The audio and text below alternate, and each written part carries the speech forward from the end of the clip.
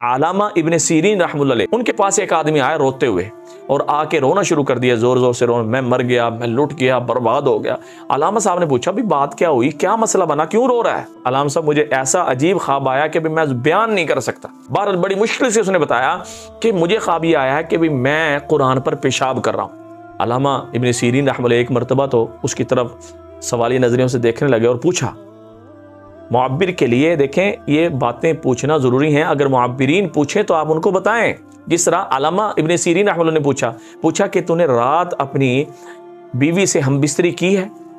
उनके जी मैंने अपनी बीवी से हमबिस्तरी रात की है। कि फिर तो तुझे मुबारक हो, अल्लाह पाक तुझे बेटा अता फरमाएंगे और वो हाफिज़ कुरान बनेगा। तो अब ये आदमी जो अल्लामा इब्न सीरीन रहमतुल्लाह के पास आया था, वो इस ख्वाब को अपनी बेइज्जती का जरिया समझ रहा था और यही ख्वाब उसकी दुनिया और आखिरत के अच्छा होने का जरिया बन रहा था।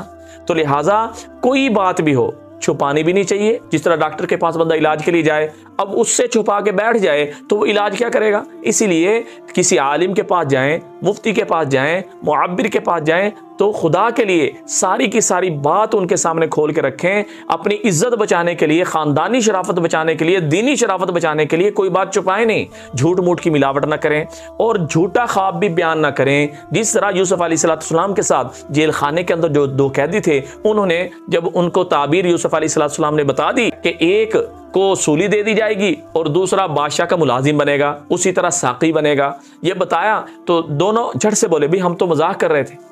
लेकिन यूसुफ अलैहिस्सलाम ने क्या फरमाया कि तुम सच बोल रहे थे या मजाक कर रहे थे? तुमने जिस तरह ताबीर पूछी है और मैंने जिस तरह बताई है, अल्लाह ने उस तरह फैसला कर दिया। यानी नतीजा क्या निकला? हुआ वही, एक को सूली दे दी गई और दूसरा अजीज मिस्र के दरबार के अंदर उसी तरह साकी बन गया। झूठा ख्वाब भी बयान करने से बचें, मिलावट से बचें और अपनी तरफ से बीच में कुछ बातें ऐड करने से बचें। सदका जारिया समझ के शेयर करें, दुआओं में याद रखें। अस्सलामु अलैकुम व रहमतुल्लाहि व बरकातहू।